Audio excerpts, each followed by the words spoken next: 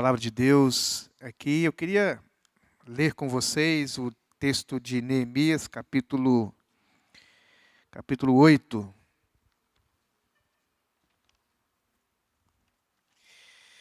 Nós estamos estudando esse livro de Neemias e hoje eu fiquei na responsabilidade de falar com vocês a respeito do capítulo 8 de Neemias. Nós vamos ler do versículo 1 até o versículo 13. Quero ler com vocês. Chegando o 7º mês, e estando os filhos de Israel nas cidades, todo o povo se ajuntou como um só homem na praça diante da porta das águas. E disseram a Esdras, o escriba, que trouxe o livro da lei de Moisés, que o Senhor tinha prescrito a Israel. Esdras, o sacerdote, trouxe a lei perante a congregação, tanto de homens como de mulheres, e de todos os que eram capazes de entender o que ouviam. Era o primeiro dia do 7º mês, e leu no livro diante da praça que está defronte à porta das águas, desde a alva até o meio-dia, perante homens e mulheres, e os que podiam entender. E todo o povo tinha os ouvidos atentos ao livro da lei. Esdras, o escriba, estava num púlpito de madeira que fizeram para aquele fim. Estavam em pé junto a ele, à sua direita, Matatias, Sema, Anaias, Urias, Ilquias, Maséias, e à sua esquerda, Pedaias, Maisael, Malquias, Assum, Asbodana, Zacarias e Mesulão. Esdras abriu o livro à vista de todo o povo, porque estava acima dele. Abrindo ele, todo o povo se pôs em pé. Esdras bendisse ao Senhor, o grande Deus, e todo o povo respondeu, Amém, Amém. E levantando as mãos, inclinaram-se e adoraram o Senhor com o rosto em terra. E Jesua, Bani, Serabias, Jamim, Acube, Sebatai, Odias, Maazéias, Quelita, Azarias, Josabade, Anã, Pelaias e os levitas ensinavam o povo na lei. E o povo estava em seu lugar. Leram no livro, na lei de Deus, claramente explicações de maneira que entendessem o que se lia. Neemias, que era o governador, e Esdras, sacerdote, escriba, e os levitas que ensinavam todo o povo lhe disseram, Este dia é consagrado ao Senhor, vosso Deus, pelo que não pranteeis nem choreis, porque todo o povo chorava, ouvindo as palavras da lei. Disse-lhes mais, Ide, comei carnes gordas, tomai bebidas doces, enviai porções aos que não têm nada preparado para si, porque esse dia é consagrado ao Senhor, nosso Senhor. Portanto, não vos entristeçais, porque a alegria do Senhor é a vossa força. Os levitas fizeram calar todo o povo, dizendo, Calai-vos, porque este dia é santo, e não estejais contristados.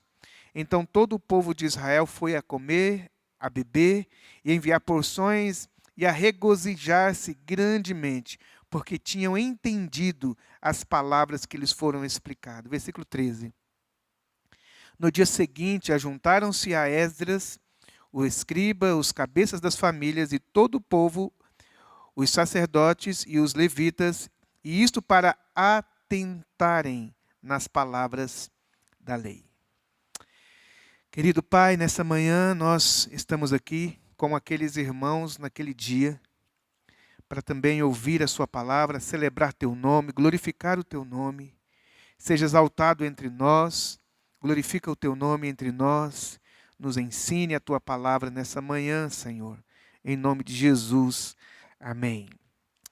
Irmãos, que dia tremendo deve ter sido esse dia aqui. Que dia maravilhoso esse dia.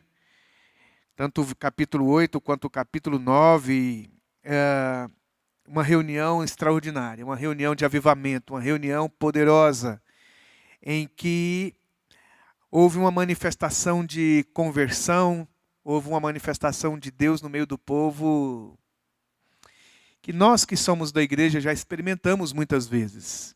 Reuniões assim, tão cheias da presença de Deus, que nos colocam de joelhos, em lágrimas, em quebrantamento. Que poderosa foi esta reunião, esse dia aqui, em que o povo pediu para que se lesse a lei de Deus para eles. Eu queria conversar com vocês aqui nessa manhã a respeito do avivamento. O tema da minha palavra é avivamento que nos salva. E eu queria muito da sua atenção, embora a gente seja um grupo tão pequeno, mas não tem problema, porque você sempre vai ser você mesmo, importa que tenha 3.000 ou 30 pessoas ou 3, não importa a quantidade. Mas que você atenta nessa manhã, porque, aliás, o cerne dessa minha palavra aqui para nós hoje tem muito a ver com ouvir. Muito sobre ouvir. Então eu queria que você se dedicasse esse pouco tempo que nós estamos aqui, para você ouvir a palavra. Eu coloquei esse tema, avivamento que salva, porque é exatamente isso que está acontecendo aqui.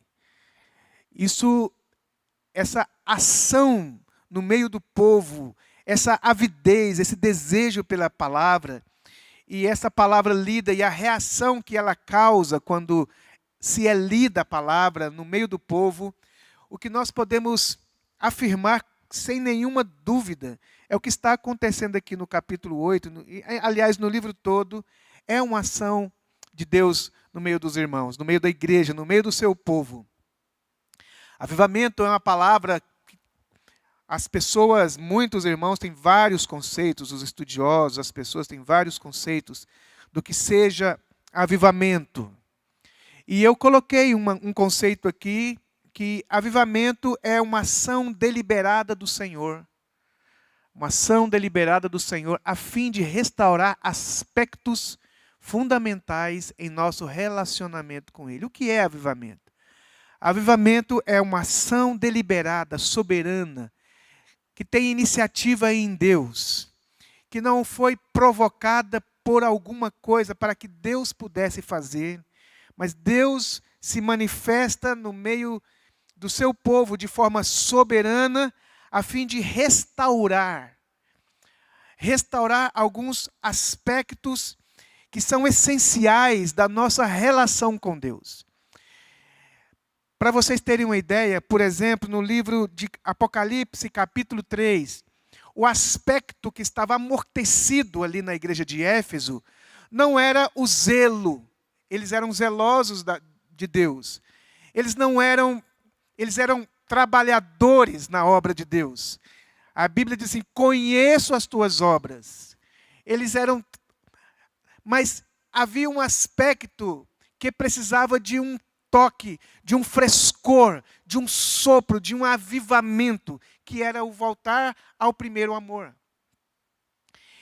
E então, o avivamento acontece em nossas vidas, ou na vida de uma igreja, ou numa sociedade, quando Deus deseja fazer alguma coisa, através daquele povo, mas que aquele povo não se encontra na condição de responder os desejos de Deus, então eles precisam de um sopro, precisam de uma restauração, precisa de uma visitação de Deus para que aquele aspecto amortecido, aquele aspecto em nós que não está correspondendo, possa ser reavivado. Às vezes é oração, às vezes é santidade. E aqui nesse caso aqui, Deus está restaurando o coração das pessoas para com a palavra. Então é quando o Espírito Santo traz vida em realidades amortecidas. É quando o Espírito Santo vem à igreja, manifesta-se em nossas vidas, em áreas que estão adormecidas, enfraquecidas, mórbidas. Então o Espírito Santo sopra e nós chamamos isso de avivamento. Quando Deus age em nós. Quando eu leio o livro de Neemias, quando a gente lê o livro de Neemias, nós corremos o risco de ver pedras, construções. Nós corremos o risco de ver apenas aquilo que é visível. A gente corre-se o risco de não entender, nós aqui do Novo Testamento, não entender o que está por trás daquela construção. Isso é um perigo da gente apenas ver muros e muralhas, cimentos e pedras, construções físicas. Nós corremos o risco também de enxergar Neemias.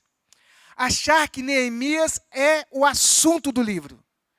Achar que Neemias é o suprassumo de tipo de gente que Deus usa. E como nós devemos ser como Neemias. Não que não haja esse aspecto. Mas há algo muito mais superior quando a gente lê a Bíblia, é encontrar o verdadeiro protagonista do livro.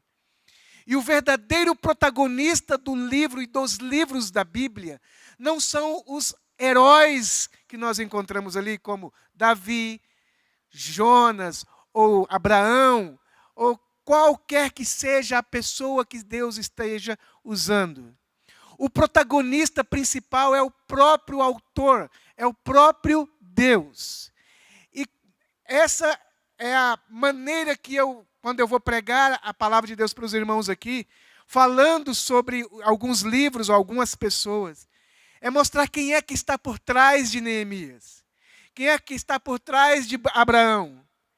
Quem é que está proporcionando aquela vida, aquela atitude nesses servos, nestes homens, nestas mulheres. Então, o nosso exercício aqui dessa manhã é, de alguma maneira, perceber algo nesse povo que Deus está agindo, que Deus está movendo, que Deus está trabalhando. A primeira realidade que eu queria trazer para você é que Israel é uma nação com vocação sacerdotal. Vamos ler isso? Ora, por que Deus não se empenha com os egípcios? Por que Deus não se empenha naquela época lá com qualquer outro povo, com os fenícios?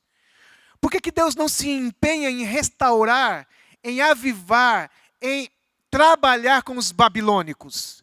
Não, Deus se empenha de maneira assim, indubitável, de maneira intensa, de maneira que Ele não retrai, que Ele não abre mão durante a história desse povo. Israel não é qualquer nação na história. Israel tem uma vocação, um chamamento celestial. Israel tem uma função na história, diferente de qualquer nação. Porque Israel é uma nação com vocação sacerdotal. Gênesis 12, 1. Queria ler a partir do versículo 1 com você. Gênesis capítulo 12, 1. Nós vamos ver o nascedouro dessa nação. Quando foi que ela nasceu e para que Deus chamou Abraão. Em Abraão, Deus vai começar essa nação de Israel. Ora, disse o Senhor a Abrão: sai da tua terra, da tua parentela, da casa de teu pai, vai para uma terra que eu te mostrarei. Te farei uma nação grande, e te abençoarei, e te engrandecerei o nome, se tu uma bênção. Olha, seria muito bom se fosse só até aí. Significaria então que, se fosse só até o versículo 2, Deus estava dizendo que ia fazer uma coisa muito boa na vida de Abraão. E que Deus ia encher Abraão de bênçãos. E que Abraão ia ser uma bênção. Mas não para aí. Olha só o que diz o texto mais. Abençoarei os que te abençoarem, amaldiçoarei os que te amaldiçoarem. E essa expressão final que designa o propósito do chamamento. Em ti serão benditas todas as famílias da terra. Deus chama um homem, abençoa esse homem, dota esse homem de bens e de bênção, com uma finalidade: abençoar todas as nações da terra. Israel nasce com essa vocação de receber bênçãos e bênçãos e bênçãos e bênçãos. Para quê? Para compartilhar com as demais nações. Quero ler para você também Êxodo, capítulo 1, versículo 5 e 6. Êxodo 5 e 6. Diz assim: todas as pessoas, pois, que descenderam de Jacó foram 70, é isso mesmo? Êxodo 1, 5 e 6. Será que eu pus errado o texto? Mas vamos lendo aqui. Todas as pessoas, pois, que descenderam de Jacó foram 70. José, porém, estava no Egito. Falei, não é este. Vamos ler Isaías 61:6. Eu coloquei errado aqui, irmãos. Perdão. Isaías 61:6. Mas vós sereis chamados sacerdotes do Senhor, e vos chamarão ministros de nosso Deus. Comereis as riquezas das nações, e na sua glória vos gloriareis. Mas olha o início. Mas vós sereis chamados sacerdotes do Senhor, ministros do vosso Deus. Essa é a vocação de Israel. Isaías 43, eu acho que é o versículo 21, mas se não for, é 2:1. Deixa eu ver se é o 21. Isto. Olha só. Ao povo que formei para mim, para celebrar o meu louvor, contudo não me tens invocado, ó Jacó, e de mim te cansaste, ó Israel. Mas o versículo inicial, o povo que formei para mim, para celebrar o meu louvor. Uma eleição divina que exigia um coração santo.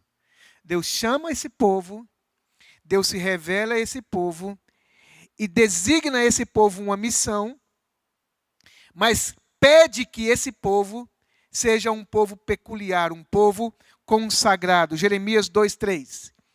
Jeremias 2:3 diz assim: então Israel era consagrado ao Senhor. O que Israel é? Uma nação que tem uma vocação divina.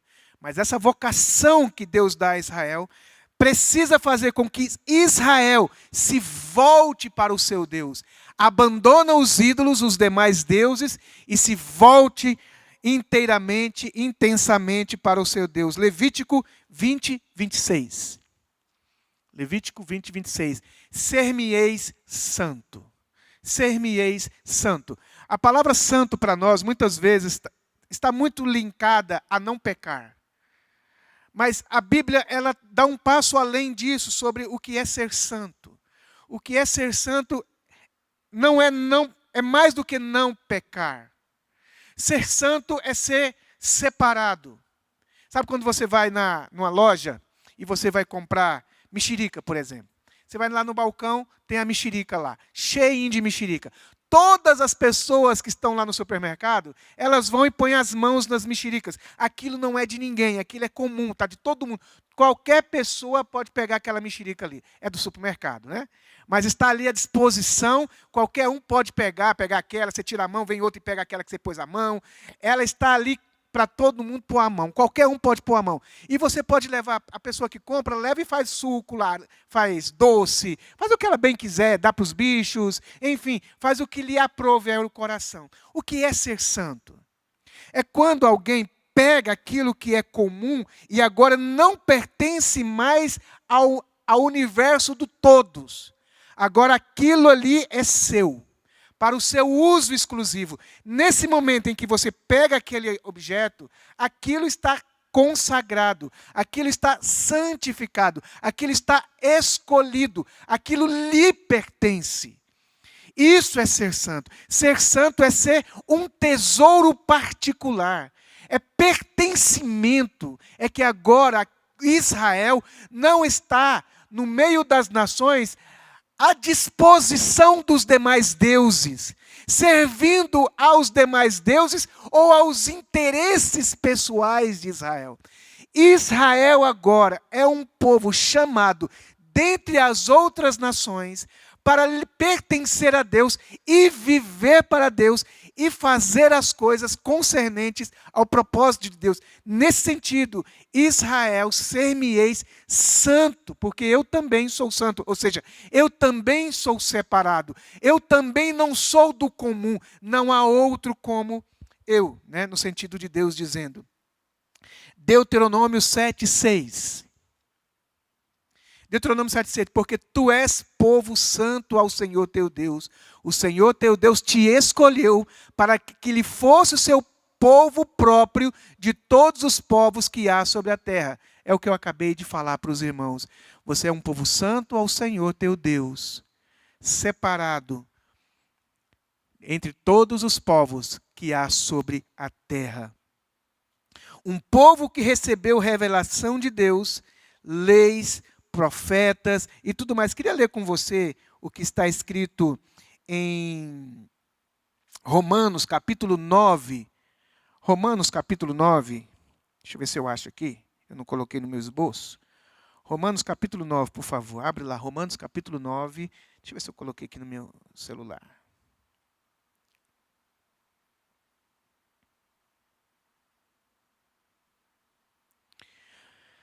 Romanos 9.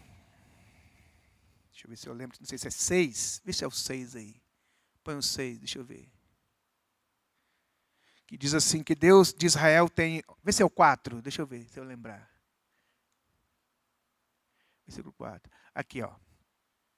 São israelitas, a Israel pertence à adoção, pertence à glória, às alianças, à legislação, o culto, as promessas, pode continuar.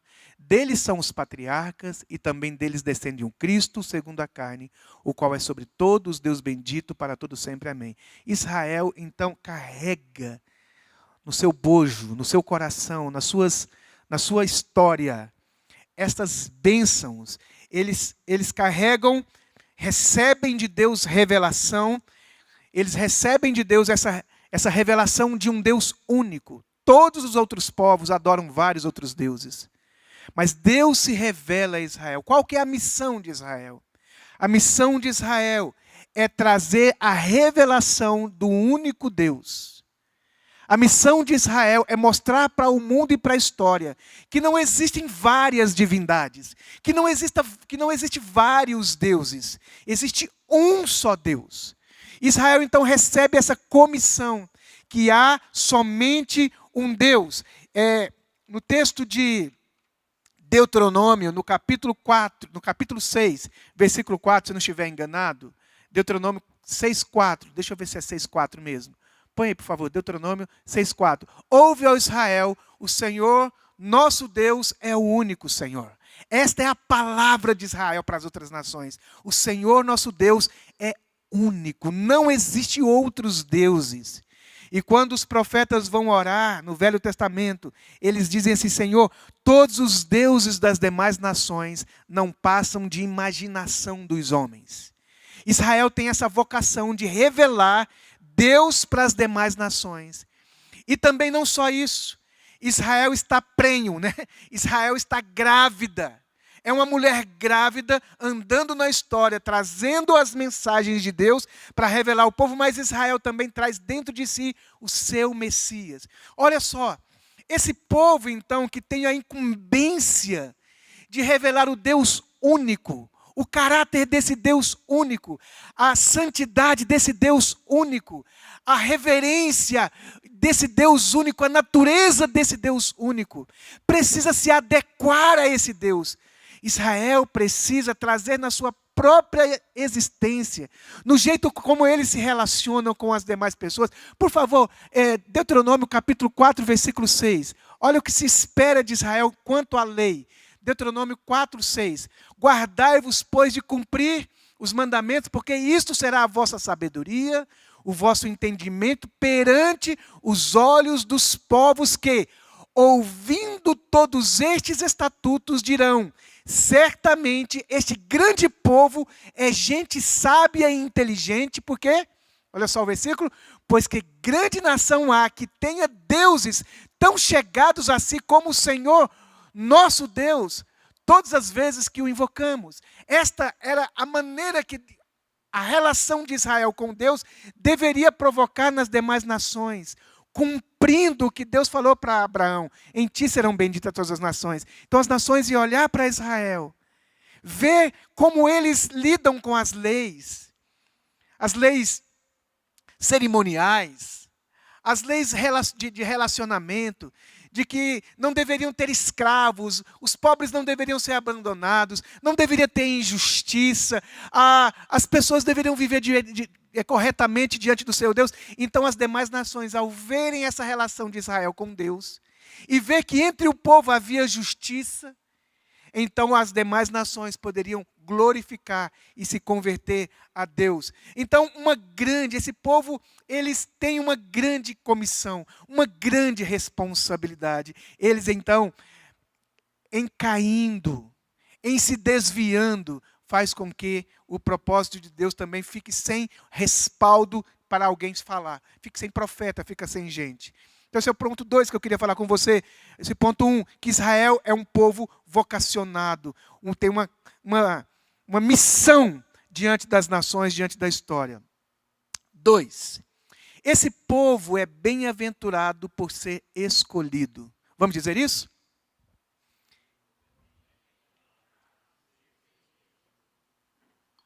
Olha só, a glória de Israel não é Israel. Vamos dizer isso?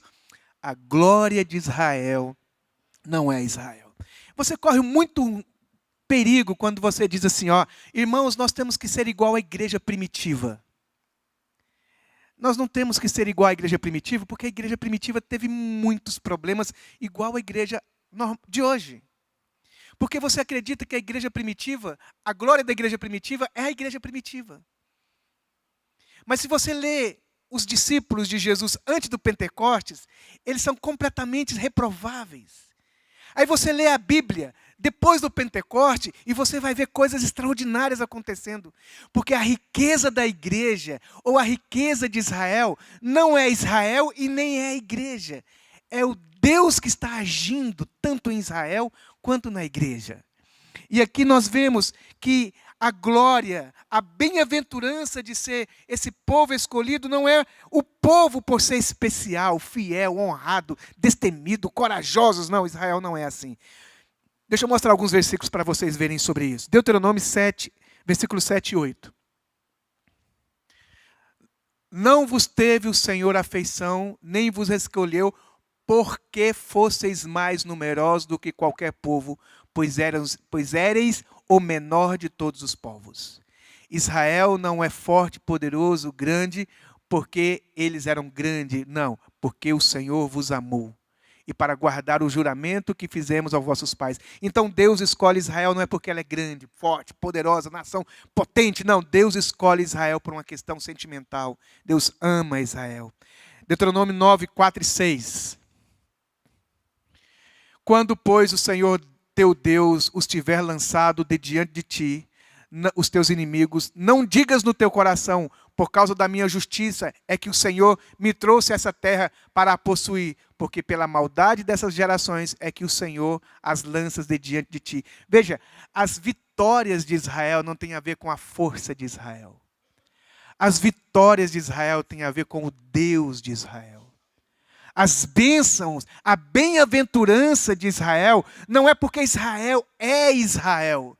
A bem-aventurança de Israel é o fato de Deus tê-los vocacionado, chamado e escolhido.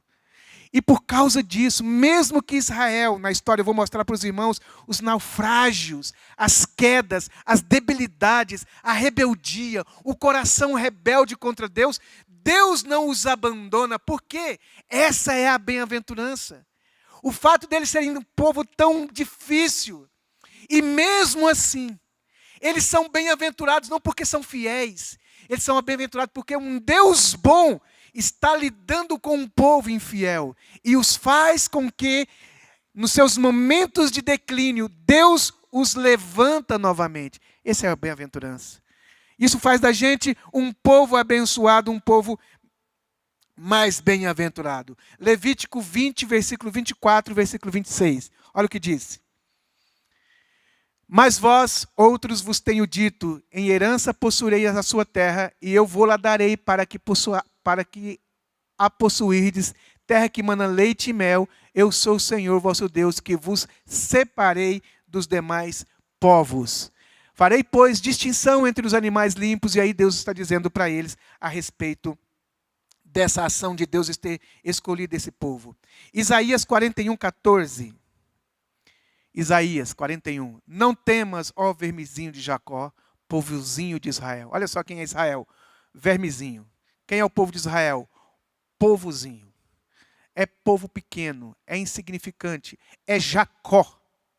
Não temas, por que ele não diz, não temas, ó Israel, mas o Isaías, ele escolhe essa palavra. Não temas, ó vermezinho de Jacó, povinho de Israel. Deus não está xingando aqueles irmãos. Deus está dizendo que eles não são acolhidos por ser grande, forte, fiéis. Não, eles são Jacó. Mas Deus, esse povo é bem-aventurado porque Deus está com eles. Eu sou com você. Eu sou o teu Redentor, o Santo de Israel.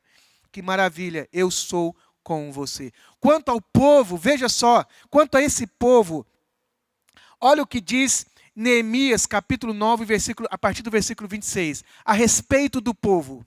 Veja, eu mostrei para vocês um Deus que escolheu Israel. E mostrei para vocês que Deus não escolheu Israel porque eles eram grandes e fortes. Mas olha só, quanto a Israel, como é Israel na relação com Deus. Ainda assim, estou pegando a metade da oração deles. Ainda assim foram desobedientes e se revoltaram contra ti, viraram as costas à tua lei, mataram os teus profetas que protestavam contra eles, para os fazerem voltar a ti, e cometeram grandes blasfêmias. Pelo que os entregaste nas mãos dos seus opressores, que os angustiaram, mas no tempo da sua angústia, clamando eles a ti dos céus, tu os ouvistes, e segundo a tua grande misericórdia, lhe deste libertadores, que os salvaram das mãos dos que os oprimiam. Olha só, irmãos, porém, quando se viam em descanso, tornavam a fazer o mal diante de ti, e tu os desamparava nas mãos dos seus inimigos, para que os dominassem sobre eles, mas convertendo-se eles e clamando a ti, tu os ouvistes dos céus, e segundo a tua misericórdia os livraste. E se você for lendo esse texto, você vai ver esse coração desse povo tão inclinado a cair. Atos, capítulo 7, versículos 51 a 53. Atos. Homens de dura cerviz. Estevão está pregando para eles, depois da ressurreição no livro de Atos. Homens de dura cerviz. Sabe o que é cerviz, né? A cervical aqui que não dobra, que não se dobra. Corações firmes, duros, que não se quebranta diante de Deus. Homens de dura cerviz. E incircuncisos de coração e de ouvidos. Vós sempre resistis ao Espírito Santo, assim como fizeram vossos pais, também vós o fazeis. Qual dos profetas vossos pais não perseguiram? Eles mataram os que anteriormente anunciavam a vinda do justo, do qual vós agora vos tornastes traidores e assassinos.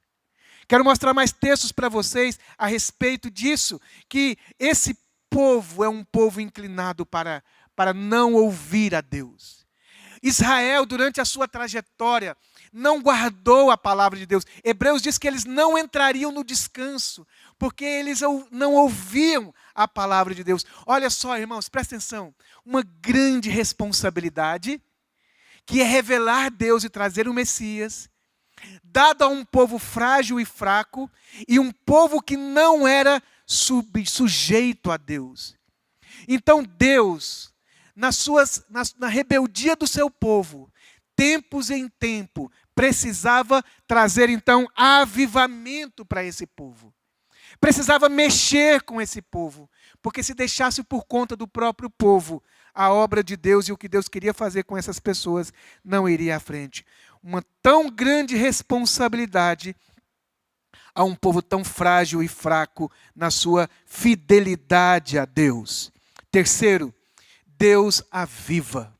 Deus aviva. Do capítulo 8 de Neemias que nós estamos lendo, do versículo 1 até o versículo 6, nós vamos ver algo impressionante. Nós vamos ver algo que não é comum a gente ver em Israel. Como a gente vê em Israel? Os líderes convocando o povo para Deus. A gente vê em Israel os profetas convocando o povo para Deus. Mas aqui, exatamente no capítulo 8 de Neemias, nós vemos alguma coisa inusitada. A gente vê o povo pedindo a lei, o povo clamando. Olha o versículo, capítulo 8 de Neemias, o versículo 1. Chegando o 7º mês, estando os filhos de Israel nas suas cidades, tendo o povo a cidade, todo o povo se ajuntou como um só homem na praça diante da porta das águas e disseram a Esdras. Veja, não é mais os líderes convocando o povo para uma assembleia, mas é o povo mesmo, sedentos, desejosos de ouvir a palavra, se reúne na praça e pede que a palavra lhe seja dada. E eu acho interessante, muito interessante isso, que Esdras, capítulo 5 de Esdras, queria ler para vocês, capítulo 5 de Esdras, 13 e 15. Olha que interessante. Porém, se Esdras 5 e 13. Ai, gente, eu estou ruim para colocar os textos para vocês, hein? Deixa eu ver se é esse mesmo. Porém, Ciro, rei da Babilônia, no seu primeiro ano, deu ordem para que esta casa de Deus se edificasse. Também os utensílios de ouro e de prata da casa de Deus, que Nabucodonosor levara do templo que estava em Jerusalém, e os meteu no templo na Babilônia. O rei Ciro tirou de lá e foram dadas a um homem. Não era bem esse que eu queria ler, aonde diz que achou a palavra de Deus no meio dos escombros. Se você puder achar isso daí para mim. Achou a palavra de Deus no meio dos escombros. Esdras encontrou a palavra de Deus no meio dos escombros. Israel estava vivendo sem a palavra de Deus, mas Esdras encontrou a palavra de Deus no meio dos escombros. E é ali então que vai começar toda a revolução, quando a palavra de Deus é retirada dos escombros, exposta, lida, ensinada, atentada. E então quando o povo está com seu ouvido atento, desejosos da palavra de Deus, esta palavra de Deus pega esse povo frágil e fraco e os ergue novamente na condição de gente que quer, que pode fazer a obra que Deus deseja para eles. A Bíblia é esse livro que quer falar desse Deus que quer se revelar a esses homens frágeis e fracos, no meio de gente comum. Deus quer usar essas pessoas comuns e então dar a elas uma ação sobrenatural. A Bíblia é sobre Deus que age no meio de gente comum e frágeis para revelar obras sobrenaturais. Para terminar, irmãos, corações tocados pela palavra de Deus.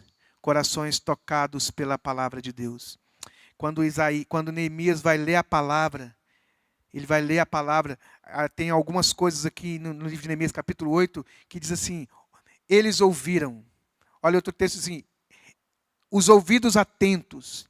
Eles ficaram de pé e ouviram, porque todo o povo estava atento à palavra que ensinasse, que estavam sendo dita a eles.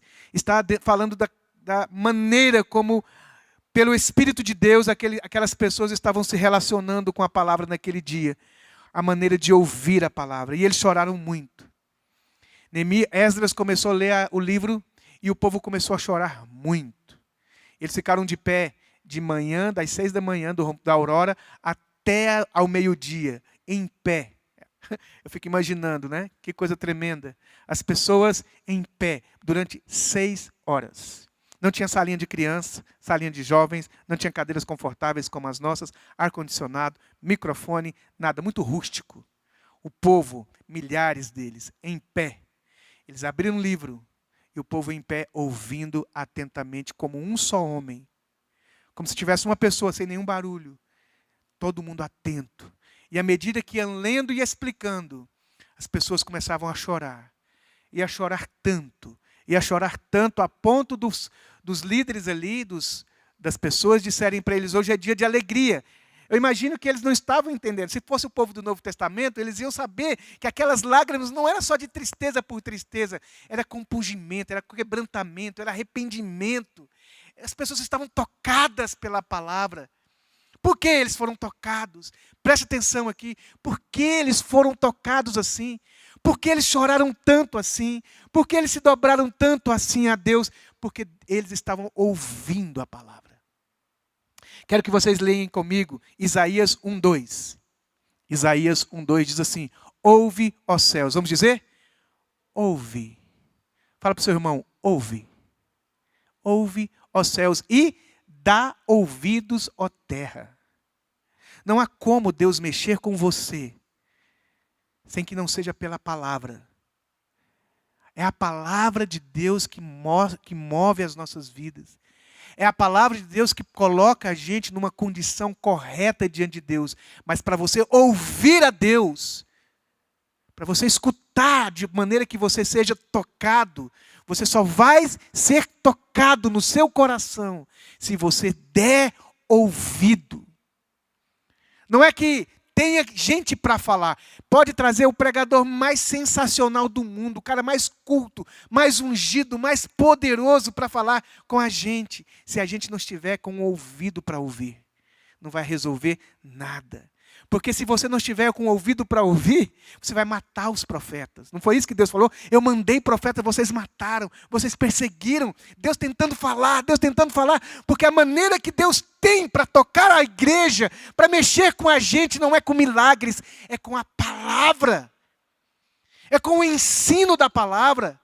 É expor o coração, a atenção da alma, do coração, do interior das nossas vidas, a palavra de Deus, aquilo que Ele está falando. Jeremias 6,10. Jeremias 6,10.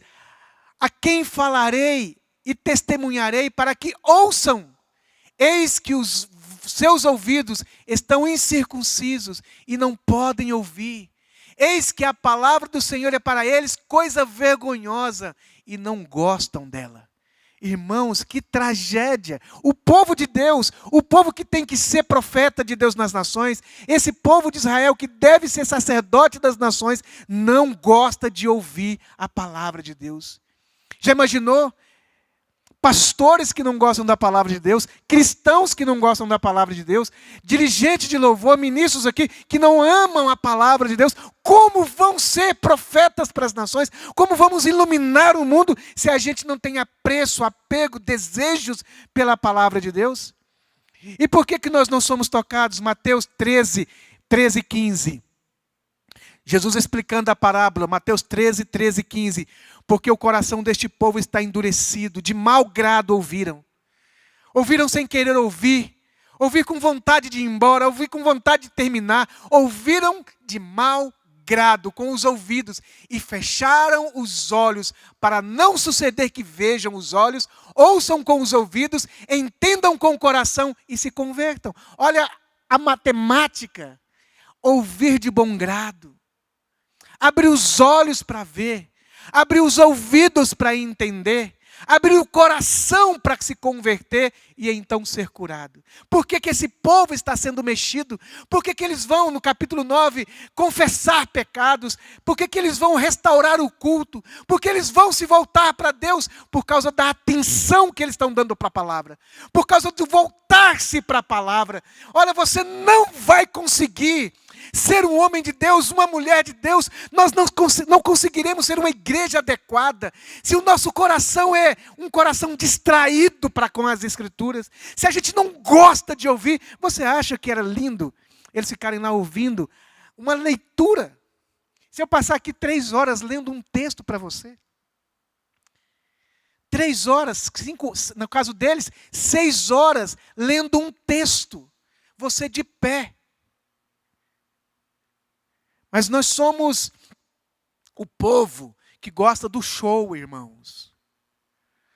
Nós gostamos muito do espetáculo, das palavras maravilhosas, profundas, de coisas que nós não sabemos ainda, mas eles não estavam lendo uma versão 2.0 da Bíblia, eles estavam lendo a mesma Bíblia que nós lemos hoje. Só que eles pegaram aquele texto. O livro não mudou, mas o coração daquele povo tocado, mexido por Deus. E eles atentos. Como diz a Bíblia que eles ouviam atentamente. Quem? Todos quantos podiam entender. Como é que você vai entender se você não aplica? Como é que você vai entender se você não aplica o desejo, como diz aquele homem que foi batizado? Como eu posso entender se alguém não me explicar? Se não há curiosidade para aprender? Sabe o que eu percebo no nosso meio? Muitas vezes, que nós somos mais fiscais de pregação do que aprendizes de coração. Olha Isaías, que coisa linda, o texto de Isaías 54. Olha que coisa linda esse coração. O Senhor Deus me deu língua de eruditos para que eu saiba dizer a palavra ao cansado. Ele me desperta todas as manhãs. Desperta-me o ouvido. Que coisa mais tremenda. Ele me desperta o ouvido para que eu ouça como um erudito. Em outro texto, em outra versão, diz como um discípulo, como um aprendiz. Como alguém que está ávido de querer aprender. Dizendo, Deus fala, eu quero aprender a tua palavra. Eu quero aprender a tua palavra. Ele está dizendo, Deus me deu uma língua de erudito, mas também me deu um ouvido atento para eu ouvir a tua palavra. O chamado de Israel, né? Ouve, ó Israel, o Senhor vosso Deus. Ouve, Israel. Isaías, que nós lemos ouve, ó céus. Nos primeiros livros de Apocalipse, aqueles, pois, que têm ouvidos para ouvir, ouça. Romanos capítulo 10, 17. A fé vem por ouvir. Vamos dizer? A fé vem por ouvir. Mais uma vez. A fé vem por ler? É isso que está dizendo a Bíblia? A fé vem por ler a Bíblia? Não, a fé vem por ouvir. Atitude humilde. Atitude que você precisa de uma outra pessoa para falar com você. Que você precisa estar sujeito com o seu ouvido atento a quem está falando. A fé vem por ouvir e não por ler. Hebreus 3, 7 e 8. Hebreus 3, 7. Assim, pois, como diz o Espírito Santo, hoje se ouvirdes a sua voz. Versículo 8. Não endureçais o vosso coração como foi na provocação no dia da tentação. Não endureçais o vosso coração. Versículo 15. 3,15. Tem? 3,15, isso. Enquanto se diz hoje, se ouvirdes a sua voz, não endureçais o vosso coração. Assim o coração atento à palavra. Queria pedir para o Lucas vir aqui para cima, mas os meninos. Assim o coração atento à palavra de Deus vai produzir em nós exatamente aquilo que ela pode produzir, quebrantamento. Nós vamos chorar, nós vamos nos comover, nós vamos nos envolver. O chamado é ouvir. O chamado de Deus é para a gente ouvir a sua voz. Irmãos e irmãs, talvez o clamor que nós precisamos aqui nessa manhã pedir a Deus é: Deus, dá-me ouvidos para ouvir. Dá-me ouvidos atentos para ouvir a tua palavra. Fala comigo. Ministra no meu coração. Reaviva a tua voz no meu interior. Restaura-me o desejo pela tua palavra. Quando eu estava lendo esse texto, eu me vi na minha casa. Eu falei, Pai, eu preciso reunir minha família em torno da Bíblia. Eu preciso novamente juntar meus filhos com a minha esposa na sala da minha casa para ler juntos a Bíblia. Porque o texto não diz para eu ler. O texto diz para eu ouvir. Ouvir. Sabe, essa atitude de você estar atento para alguém que está falando. Nós precisamos de outros irmãos para falar conosco, porque diz que os levitas explicavam a palavra para os outros. Ensinavam a palavra para os outros. Sabe, irmãos, as Escrituras Sagradas é a nossa maneira de nos aproximarmos de Deus de maneira correta. Precisamos de um avivamento nas Escrituras, no nosso coração em relação às Escrituras. Não de falar, porque talvez nós somos bons para falar, mas de ouvir. Aquele povo está sendo tocado porque eles estão escutando. Porque eles estão ouvindo e entendendo. Esdras, no capítulo 7, Esdras 7, acho que é o versículo 5.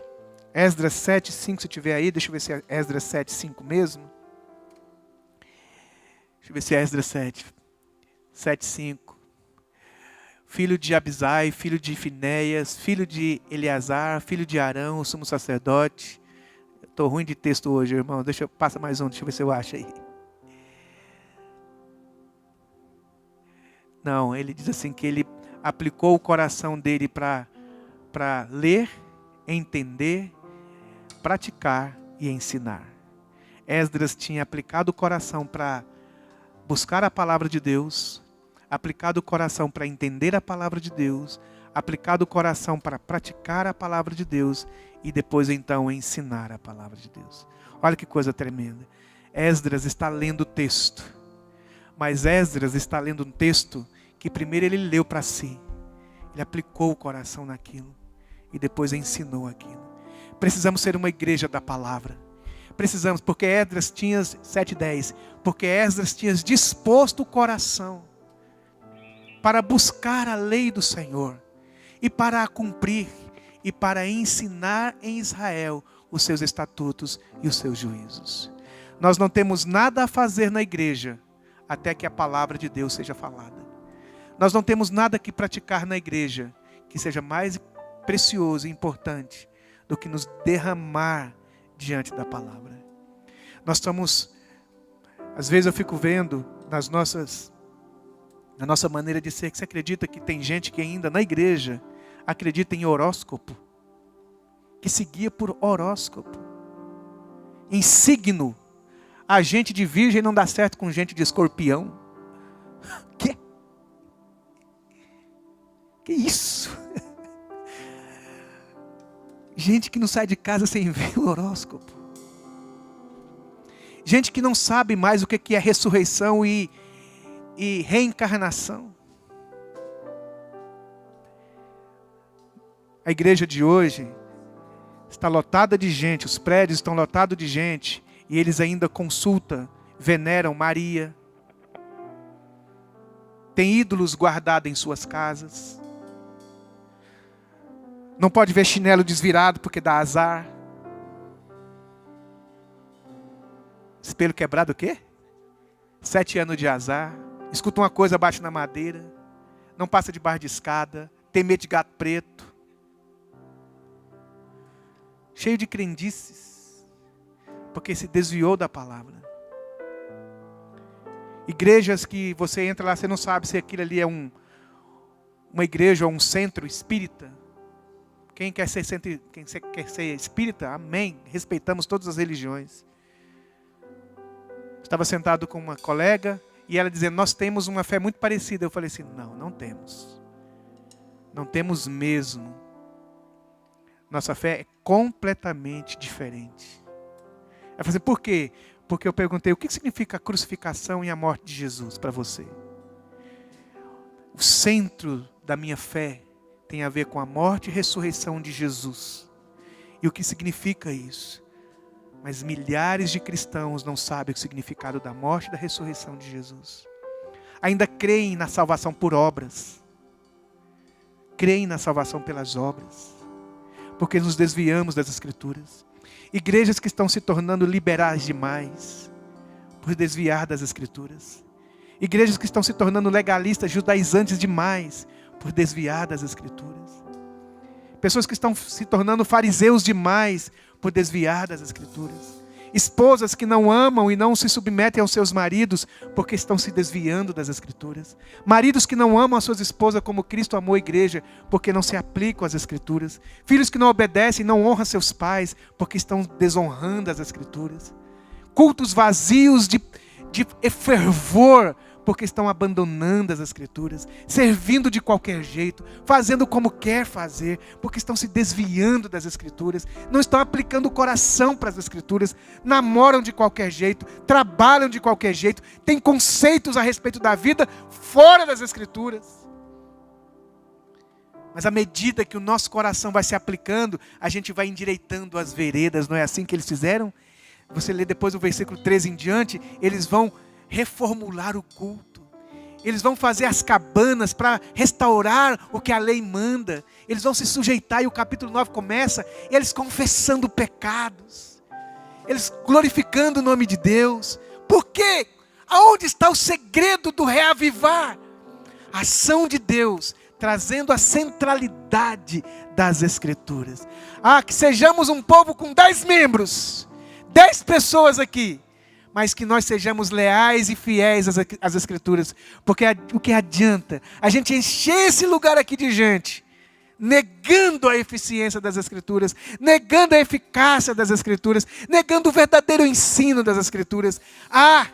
Que esse povo, que nós sejamos como aquele povo, que peça aos líderes, nos ensine a palavra. Pregue para mim a palavra, eu quero saber da palavra. É muito bom o pastor chamar a gente para ouvir a palavra, mas que tremendo será quando as pessoas, as crianças, ávidas, desejosas, casais pedindo, me ensine, como que a palavra me ensina a ser uma mulher de Deus, um homem de Deus, uma pessoa de Deus. O que diz a palavra? O que diz a palavra? O que diz a palavra? Nessa manhã, mais do que ler a Bíblia, eu os convido, irmãos, a ouvir a palavra. Convido você a ser um bom ouvinte praticante. Um ouvinte praticante. Por que ouvinte? Para que você, lendo sozinha, não chegue às conclusões sozinhas. Você precisa de um irmão para ler junto com você. Precisa de uma comunidade para lermos juntos a Bíblia. Aqui um fala, o outro ensina e a gente vai ouvindo. As crianças estão lá ouvindo.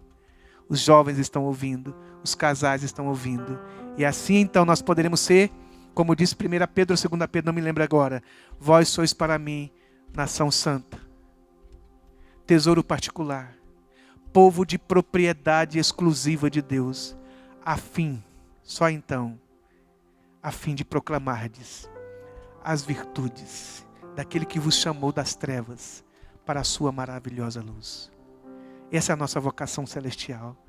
Sermos um tesouro particular de Deus, ser propriedade exclusiva de Deus, ser canais de Deus, amantes do Senhor, discípulos do Senhor, para podermos proclamar as virtudes, demonstrar as virtudes daquele que nos chamou das trevas para a sua maravilhosa luz. Vamos ficar de pé, queridos?